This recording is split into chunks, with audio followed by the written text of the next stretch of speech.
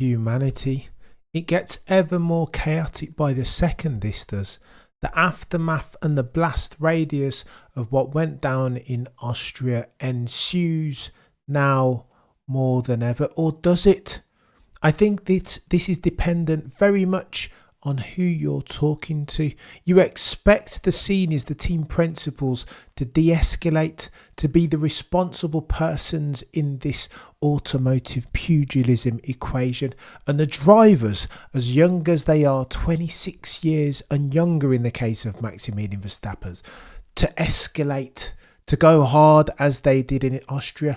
But in this weird quirk of F1 activity and shenanigans, in the weird and wacky circus that we call the upper echelons of motorsport globally, that's Uno reversed. Weird this. Check out what Christian Horner had to say.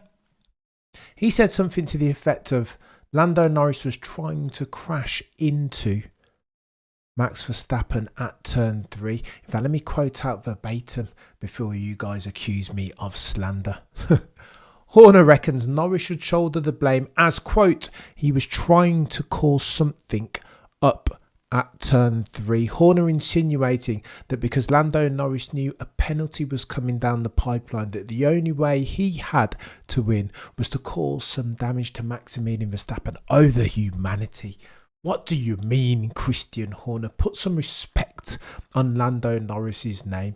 Could that dude be any nicer or greener? He's immature in terms of his automotive pugilism, indeed his brand of... What are we talking about, Christian Horner?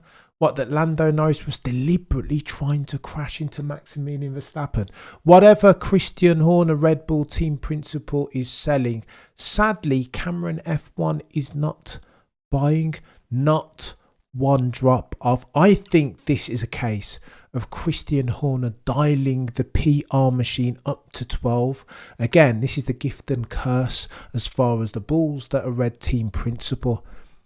This is why you want to go to bat with Christian Horner, why you want him in the trenches, because true or false, right or wrong, he's always going to bat for Maximilian Verstappen hard. Each and every single time, unerringly.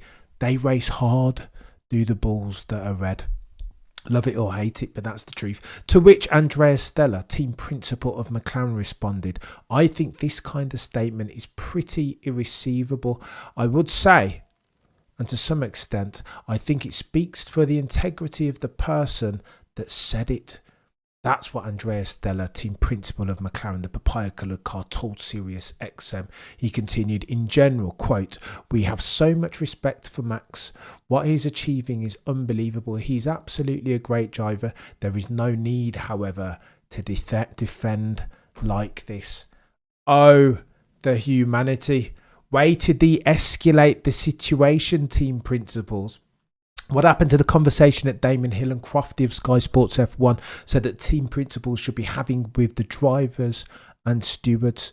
Get the likes of GP, race engineer of Maximilian Verstappen, in a room with Christian Horner, Helmut Marko, so too Andrea Stella, Zach Brown and all of the stewards and race control. Have them hash it out. Surely that is the modus operandi. That needs to be the apex predator action.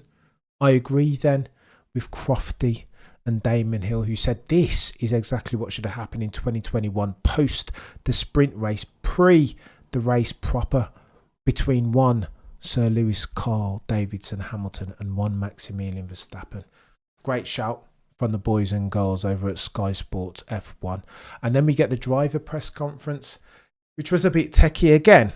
As much as I'd love to talk about something else, this is all they talked about. All of the questions pitched at what Lando Norris were, of course, around the relationship between he and his old mate Maximilian Verstappen. First, we had him dissect what happened, and Lando was cool in his response, didn't want to be drawn, didn't want the likes of Cameron F1 to be able to go and write a clickbait headline in inverted commas. Listen, We're okay, said Lando Norris. We've texted since. We need to have a more extensive conversation over this race weekend, but we're okay. Lando Norris almost gaslit himself, didn't he? He's been drinking what Christian Horner is selling, saying something to the effect of, in the heat of the moment, I said some things which I shouldn't have. Maximilian, I'm not expecting, and again, this is in stark contrast to his comments at the time, right, in real time during the Austrian Grand Prix post-race. Lando Norris in the driver's press conference said something to this effect. Max doesn't need to apologise to me, nor am I expecting him to, nor should he. Oh, the humanity. Max has won this, right? To hear Lando talking in this way, using this tone and this verbiage, makes me realise that Max and Red Bull, they have the upper hand. Indeed they do. Gun to the head, if I'm putting down my mortgage on the winner of this race, on this weekend's Grand Prix at Silverstone, the British Grand Prix, Maximilian Verstappen each and every single time. I think Lando Norris has lost the piece of himself in this Austrian Grand Prix, Miller. I must be honest. It gets techie, this does. The driver's press conference super muted, where again, as asserted previously, I would have expected the drivers to go ham, hard each and every single time. Lando almost to dial down, lean into some passive aggression. Nothing of the sort. Here's what Lando Norris had to say. We've texted. We're going to have a chat, of course, but because I think it's the correct thing to do. But apart from that, what we talk about and how things go between us are between us. Like I've said many times, because of the respect we still have, and that's critical because he said he might lose some of that for Max if he didn't get the response that he anticipated. I'm not going to let something like that suddenly blow up everything. Definitely my adrenaline probably got a little better of me in a few of the comments. I don't think everything I said was probably as correct as what it should have been. I was fighting for one of my first wins. It was my second win on the cards. For Max Verstappen, it's his 60th. So what it means to me is very different as versus what it means to him. Oh, the humanity. Lando Norris, do you want to take any further steps down from this battle with Maximilian Verstappen? 3, definitely now soon to be 4-time champion. What are we doing? Lando, I loved that you took it to Max last race weekend. That's what we were dying for. Don't lose that edge, chap. There is a way of working in this, a modus operandi that you've yet to learn. Sir, this is your first race weekend against 3 soon to be 4-time champion Maximilian Verstappen. That means, therefore, that you have a lot to learn. And Hughesy, Mark Hughes, put some respect of it on his name, in an article speaks succinctly and brilliantly to this, better than I ever could. Here's what he says. Charles Leclerc has this ability to race Maximilian Verstappen in a way that Lando Norris simply doesn't have just yet, as a function of his experience wheel to wheel with Max, or his lack thereof. Whereas the Monegasque has been racing the Dutchman all through feeder formula. They have years of tenure between them. Charles now understands how to do the Aikido in automotive pugilism, with a view to leverage Max's aggression against him even. This is something that Lando still hasn't learned, as evidenced by the naivety with which he moved at turn 3, lap 63-64. He's learning. I don't want to criticise Lando too much because he is still learning, and that caveat is really important. But yet and still, as at July 2024, it's important to make the distinction between Charles Leclerc and Lando Norris and the way they're able to race against Max Verstappen. Here's what Hughesy had to say. This is really important. It's a brilliant article. There are lines of conduct and code which you have to learn to play with in extremis if you are to attempt to take race victory from Max Verstappen. Leclerc's been doing it for so much all of his life with a super fast McLaren. Lando Norris is only just getting to experience it for the first time, as he was always a year or two behind Verstappen and Leclerc in their karting careers. Very true. Although last Sunday Verstappen crossed the line of what the stewards deem acceptable, Norris was less adept in handling of Verstappen than Leclerc invariably is. Oh, the humanity. When Hughesy gets in his bag like this, I don't know if there's too many automotive pugilism journos who can speak to F1 and its nuance, the hows and whys and what's better than this chap. 2, Hughesy says, sporting regulations have become codified over the years that inevitably holes can be found in interpretation of regulation wording, just as it can in technical matters. No two racing situations are ever identical. There are an infinity of split-second circumstances, and to encompass them all with words in anticipation is impossible. And herein lies the iniquity of the job that the FIA have to do and are doing. They need to be on job each and every single time. Otherwise, some of these decisions are going to drip feed through the cracks. You're going to end up in another Abu Dhabi 21, and nobody wants that. Friend or foe of Maximilian Verstappen or Sir Lewis, Carl Davidson, Hamilton. What are we doing, FIA? Fernando Alonso, we spoke about this bloody earlier, didn't even make an attempt at turn 1. Going into the corner, not on the exit from, going into the corner. He had 4 wheels completely off the track. What are we doing? No investigation. Why? Because the FIA, as the regulatory body of Formula One, are incompetent and have always been in extremis ad infinitum. What are we doing? And what is Maximilian Verstappen doing if not exploiting for this? Okay, cool. Say he's moving around in the brake zone. Well, then penalise him, reprimand him, warn him to ensure that he doesn't do it again. Do not hate the player. Hate the game. Ergo, FIA keep dropping the ball. And if they continue in this vein, then what else do you expect but for this stuff to continue happening? Lando, Hughesy says, he will already have taken on board that you cannot rely on the stewards to win the race for you, and that Verstappen's tactics in extremis have to be incorporated in how you actually race him. God tier. Let me read that back again, because this is an important point before I dissect for it. Lando will have already taken on board that you cannot rely on the stewards to win the race for you, and that Verstappen's tactics in extremis have to be incorporated in how you actually race him. To the millimetre. Oh, the humanity, Hughesy. Put some respect on that F1 journo's name, because he's nailed it right there. Firstly, to the millimetre as a caveat, precision is necessary. You see that when Charles Leclerc has raced Max Verstappen in the past. PC 2022, Bahrain and Saudi Arabia. True or false?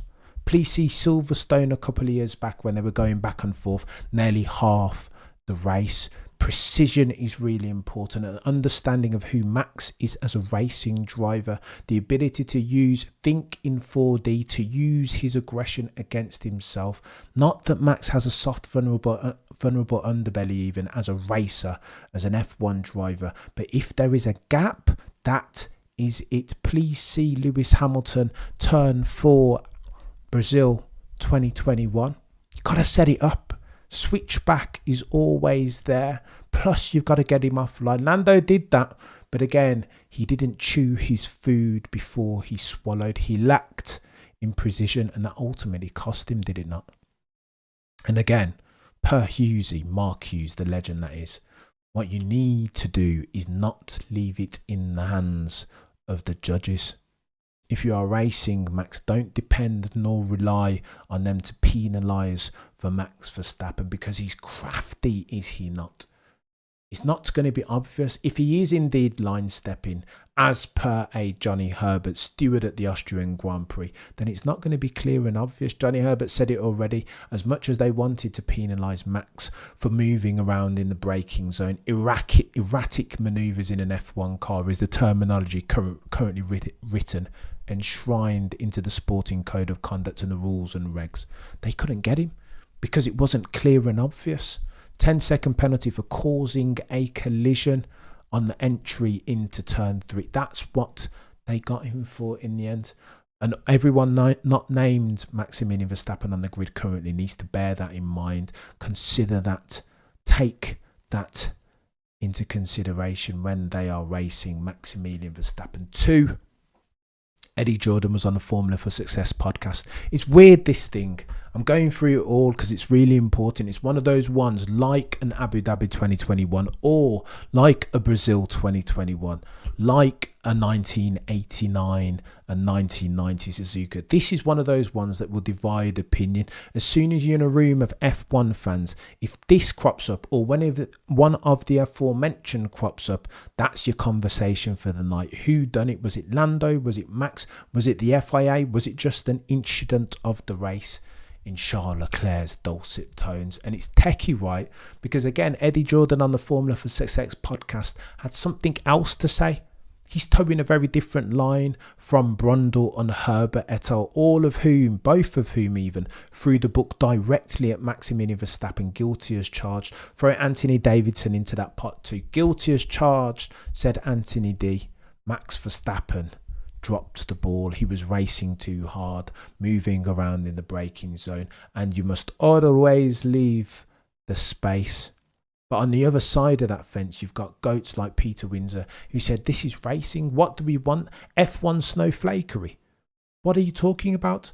After you, Claude, what did you expect Max Verstappen to do? Three soon to be four-time champion. Let Lando through. What? Who wants to see that? Who would tune into Silverstone and buy those bloody expensive tickets if that's what had happened last weekend? No, this is automotive pugilism, is it not? We want to see gladiators strap up into these cars and risk their lives, their very livelihoods. What else is F1? Hark back to Senna and Schumacher. This is what they were. This is what it was for them, who they were, their fundamental constitution. Nobody wants F1 snowflakery.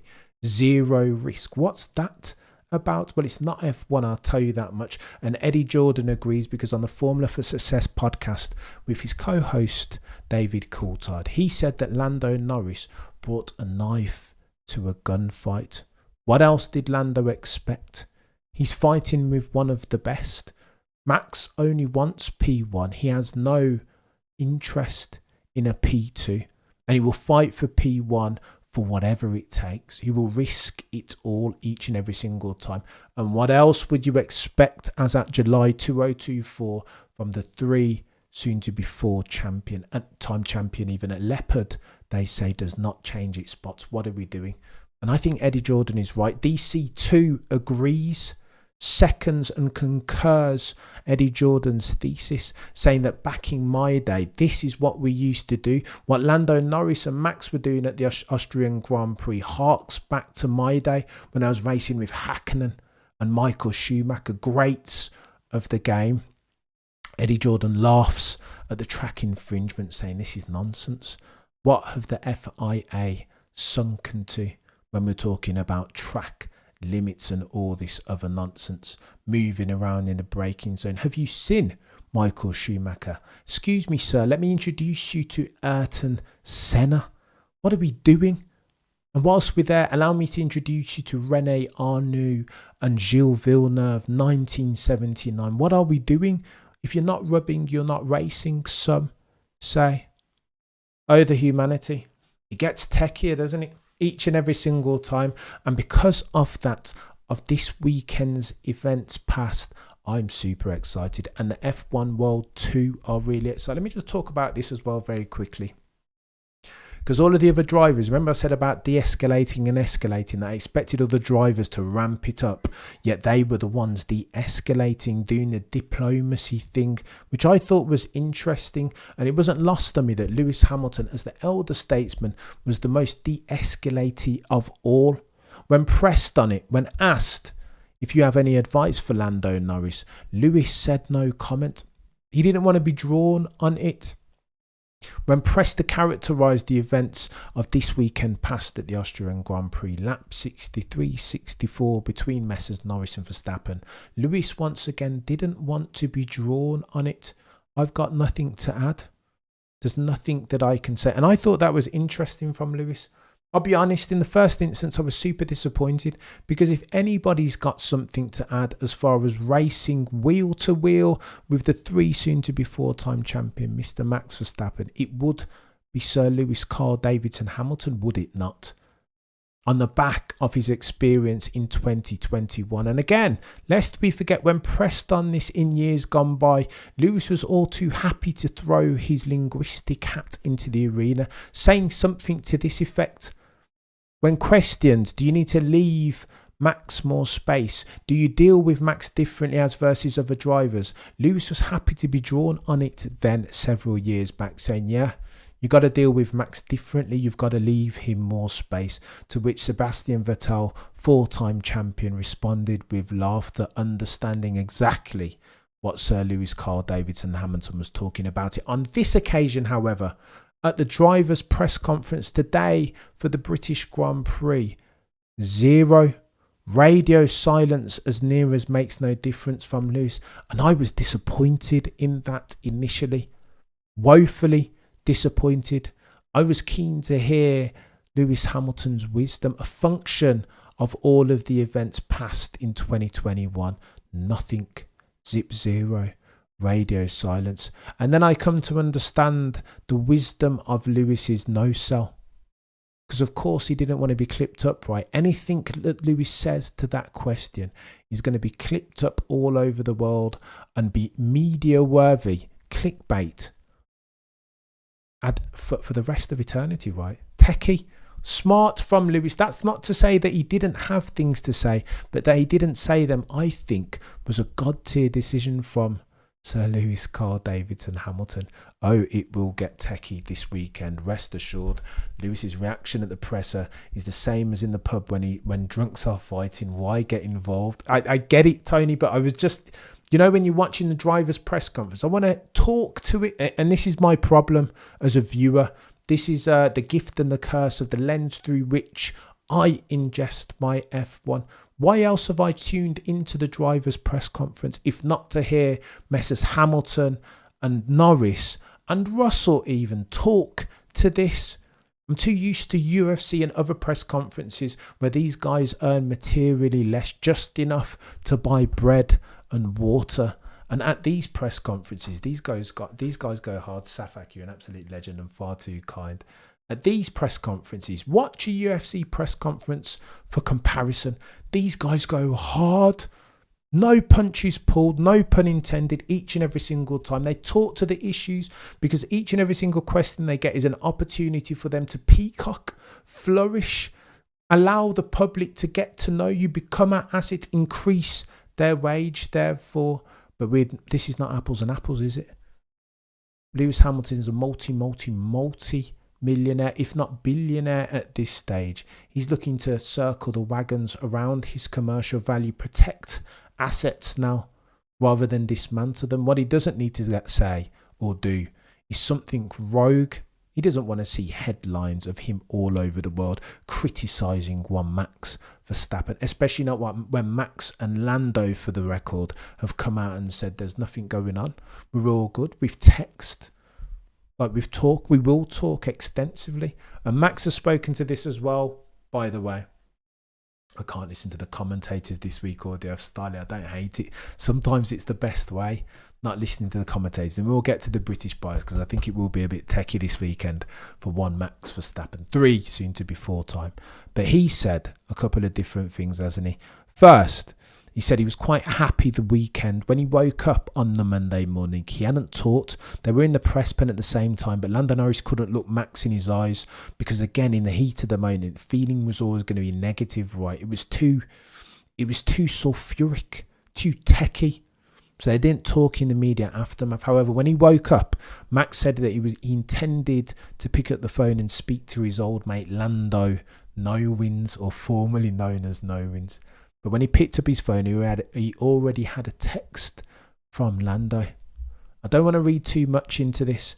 I don't want to go down the rabbit hole, reaching, trying to understand, do the apophenia thing and connect too many dots that shouldn't be connected even. But if I were to, why did Lando text Max first? Is that not a submission?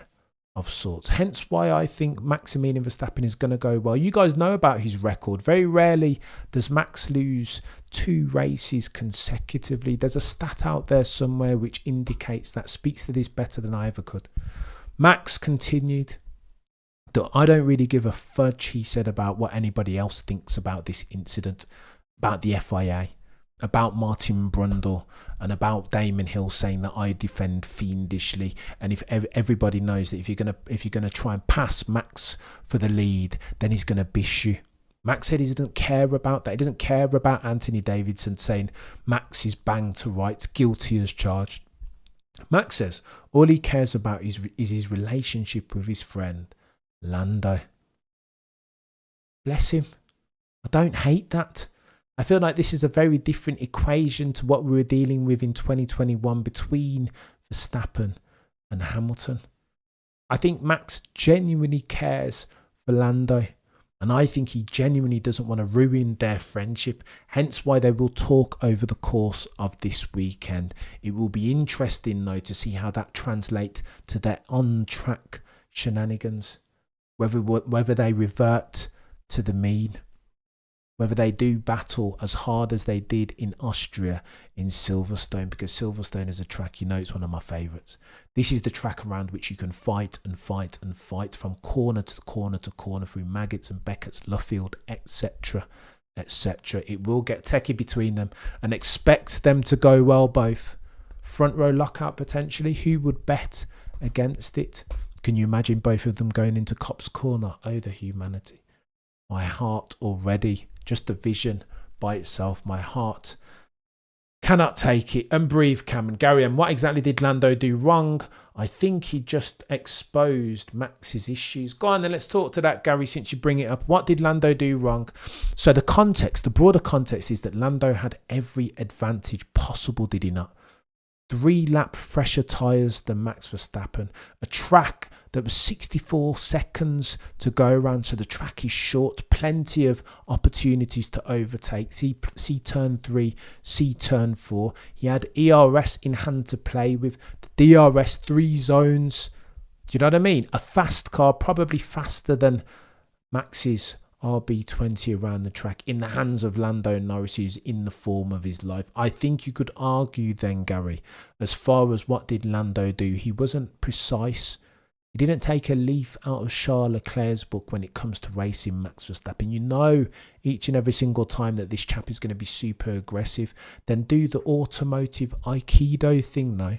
Use that against him like Charles Leclerc did so brilliantly in Bahrain 2022 and Saudi Arabia 2022. There is a way to leverage that. I will never forget Lewis Hamilton's move at Brazil into turn 4, but it was set up way down the road, right, going into turn 1 and turn 2. Get Max Verstappen offline. Lando managed that first bit, but then he went on to outbrake himself. You can't afford, for the avoidance of doubt, look, if you're going to beat Max Verstappen even in a single race, let alone over the course of a 24 race championship, you can't afford to make material mistakes of consequence. And Lando made many of those. Even if you're going to go up the outside of Max Verstappen there into turn 3, then leave him space. You know he's going to do a cheeky left before he tries to straight line that turn 3. Geometric racing line settings, you know.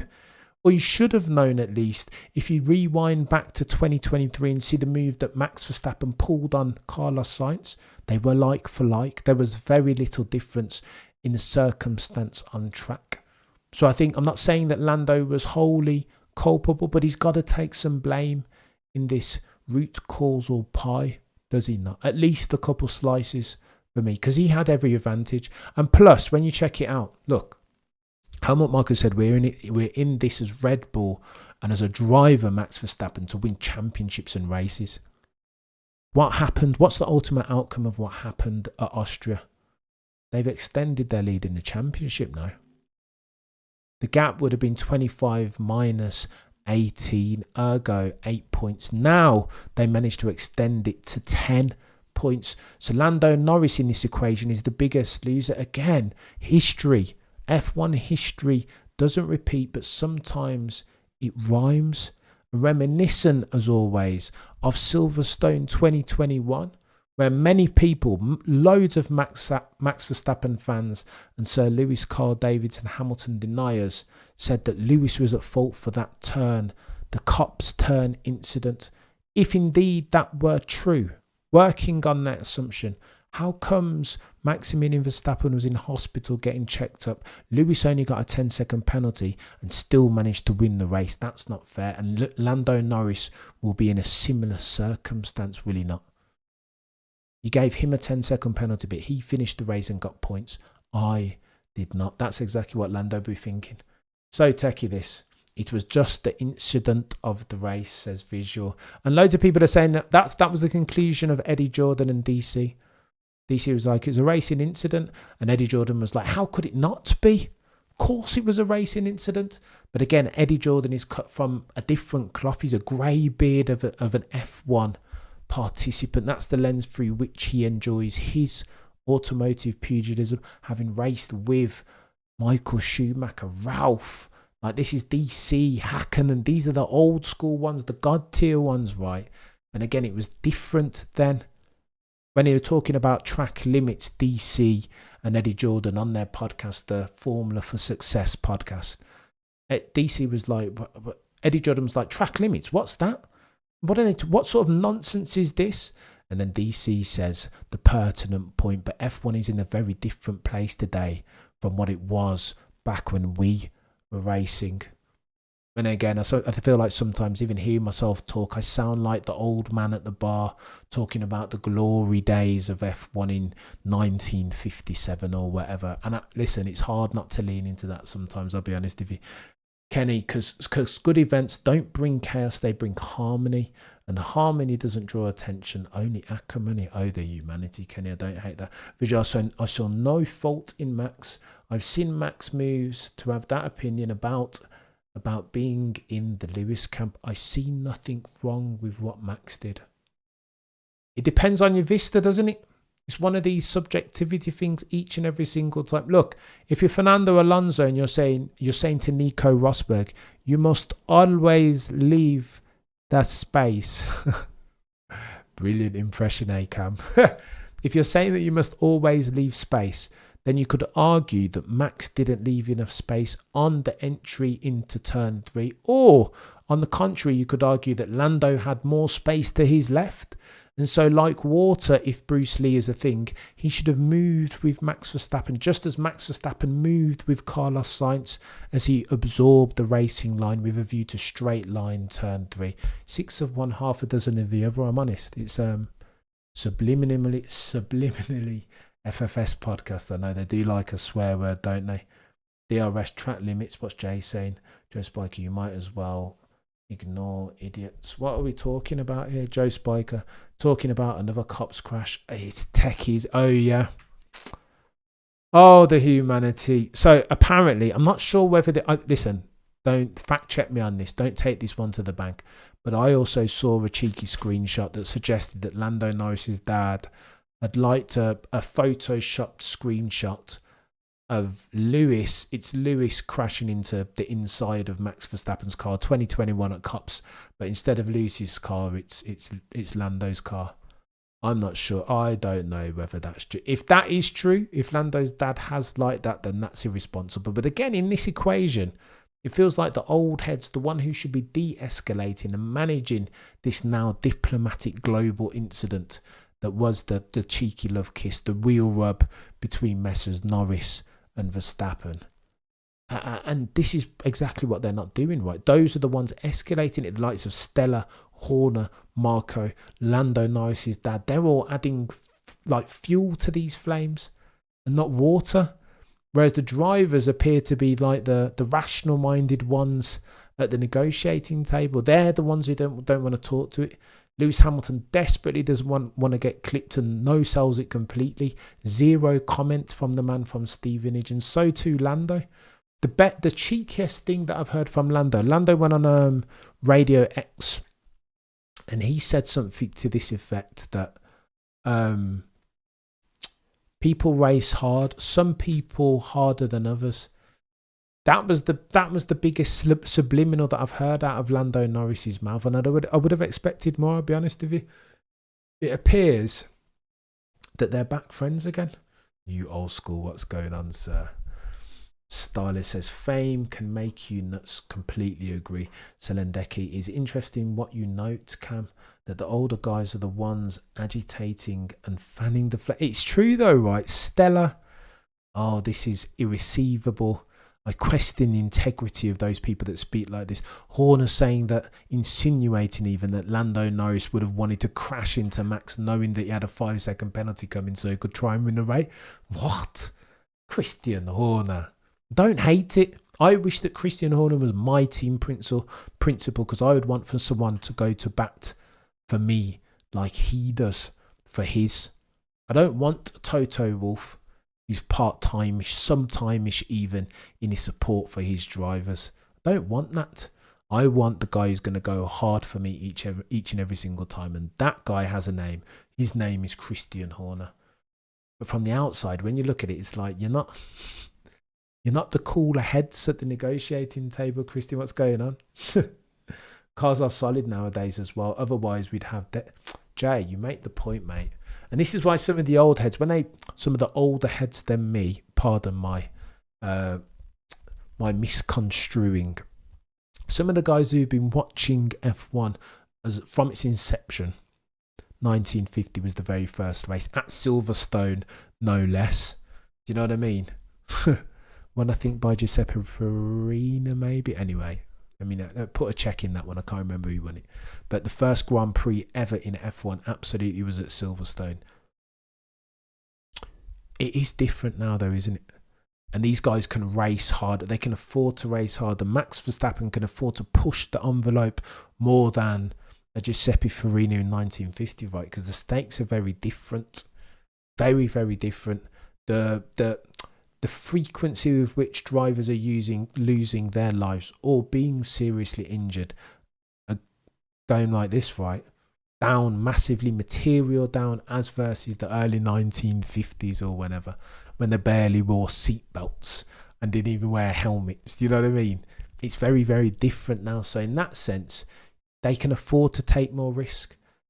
But some say, serious F1 fans will condemn what happened at Austria, because again, they will say that F1's supposed to be that there's always meant to be a give and take. It's meant to be fluid, like a ballet of sorts, like an automotive ballet, so to speak, that there's always meant to be this give and take. Per Fernando Plan Alonso, one must always leave a space. You know what I mean? You can't crowd aggressive. It's techie. It is techie, but again, you lean into what Hughes said there, right? That the sporting regulations have become codified over the years, that inevitably holes can be found in interpretation of regulatory wording, just as it can be technical matters. No two racing situations are ever identical. There are an infinity of split-second circumstances, and to encompass them all with words in anticipation is simply impossible. I love that. Massey is replaced by two people. One of them are the idiot that didn't punish Kelvin. Oh my gosh, you guys are getting techie into it, talking about DTM, Deutsche Touring Machinas. DCO 101. It was a nasty 51G. Oh my gosh, we're talking about, instead of a normal 51G cash, people wishing that happens. Yeah, I can't do that, DCO. Genuinely, DCO. However which way you want to, and listen, again, cops is another conversation, right?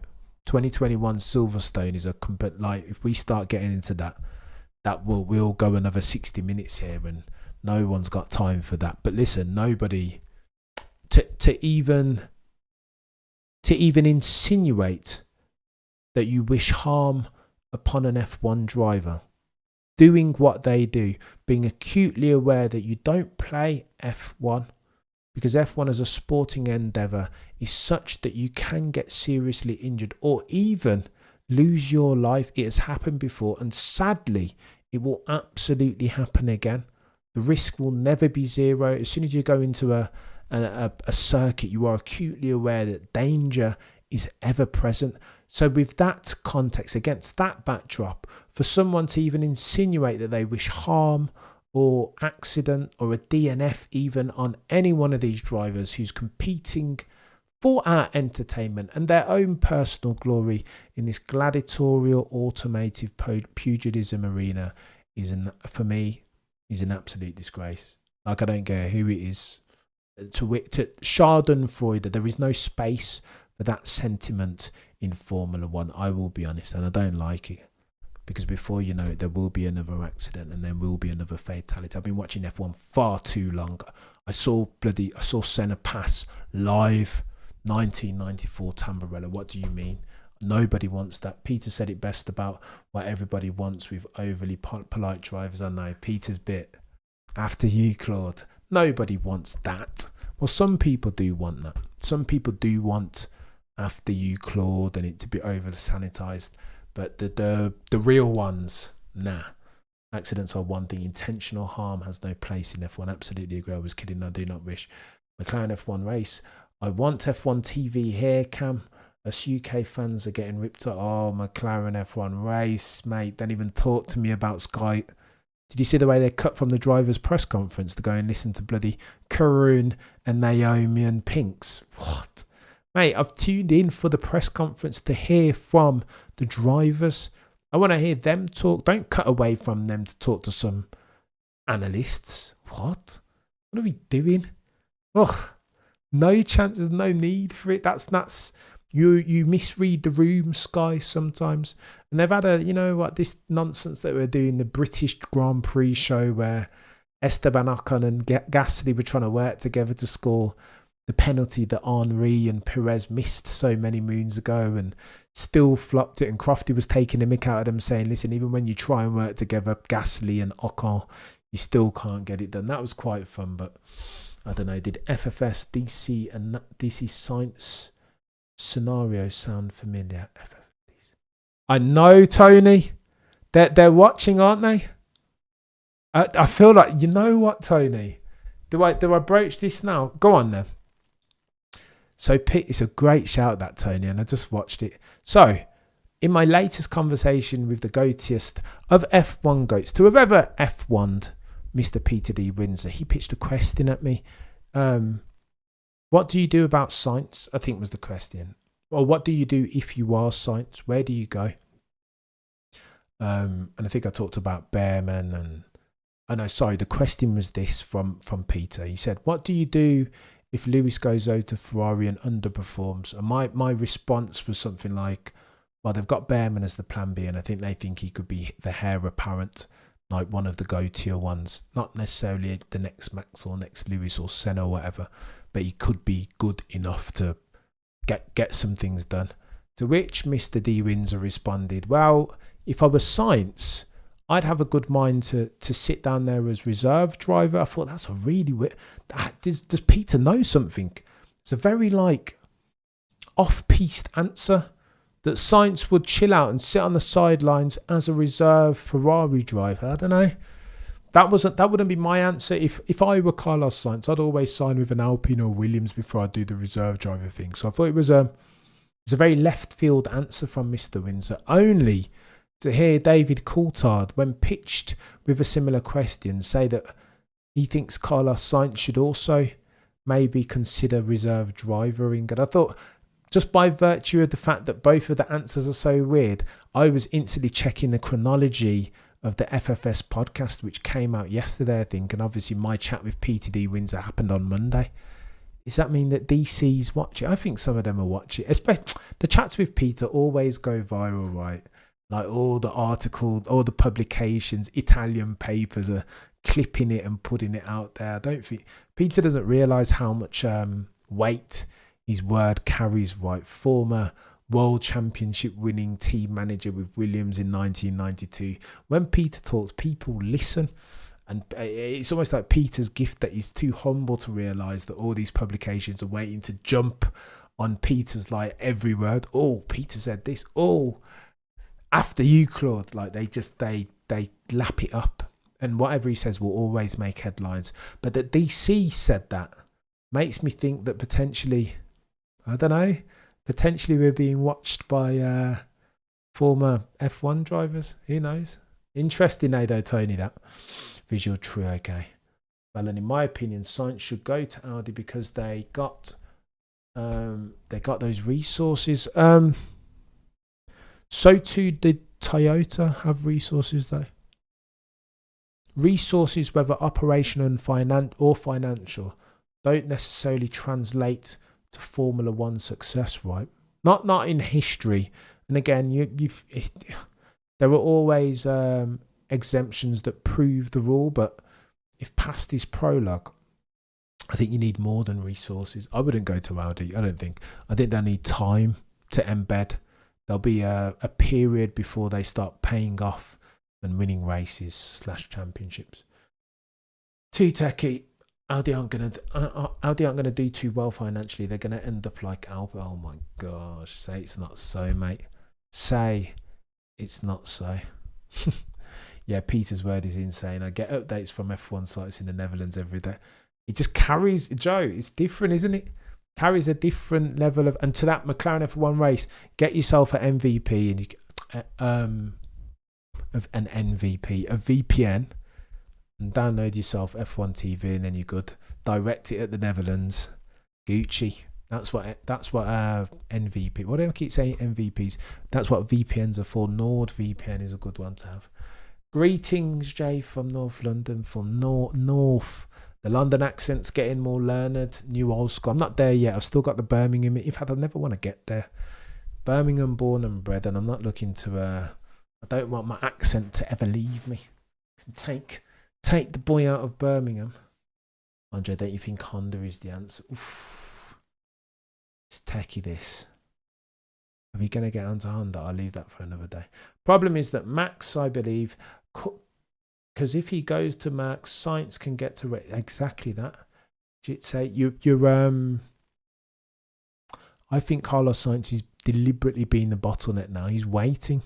Why would he sign on with Williams or Alpine or Sauber, soon to be Audi even, when Checo Perez could be kicked out? And he said, how many, all right, open question, non-rhetoric, how many more underperformances does Checo Perez have in his locker before he gets Pierre Gasly or Daniel Kvyat kicked out of that seat and replaced with somebody?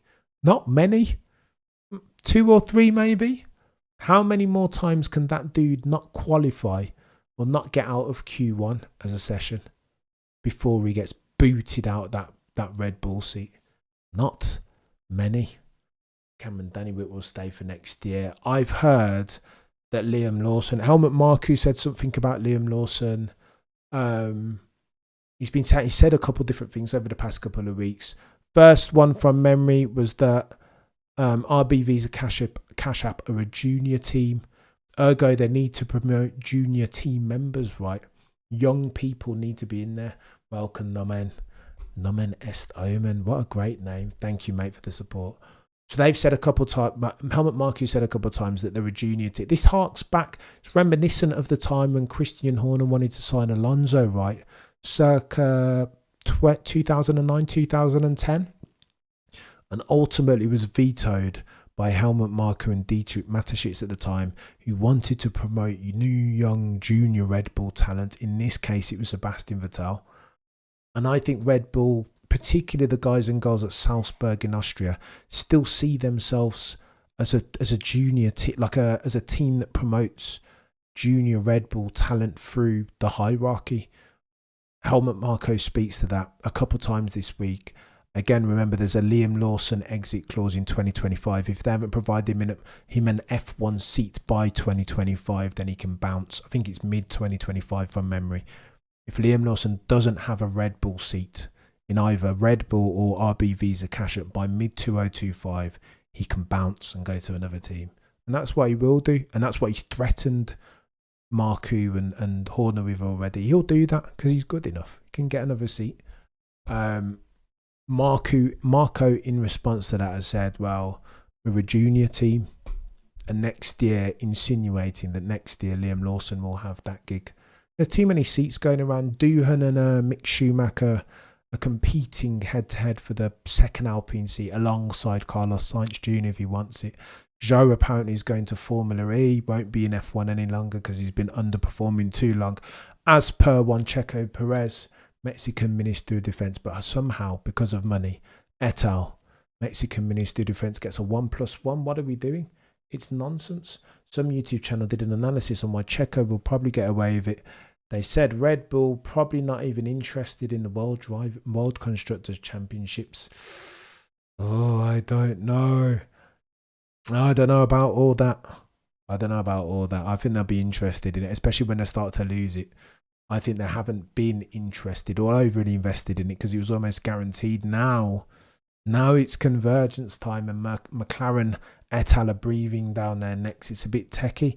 My school holidays was spent up north with my gran in Birmingham. Let's go. Took me 1 month to lose the Brummie accent back in North London. It's contagious, new old. Telling you.